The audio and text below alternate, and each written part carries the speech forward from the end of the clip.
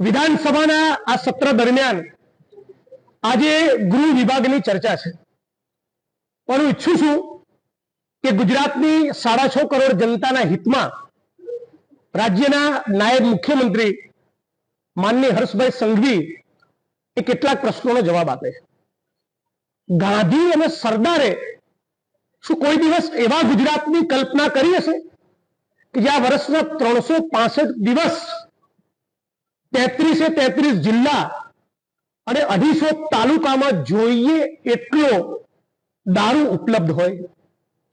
શું ગાંધી અને સરદારે કોઈ દિવસ એવા ગુજરાતની કલ્પના કરી હશે જ્યાં લગભગ 240 જેવી એવી દીકરીઓ હોય જેની ઉપર એક અખબારી અહેવાલ પ્રમાણે એકવાર બળાત્કાર ગુજારવામાં આવ્યા બાદ ફરી એ દીકરીઓ પર 240 જેટલી દીકરીઓ પર ફરી બળાત્કાર ગુજારવામાં આવ્યો હોય?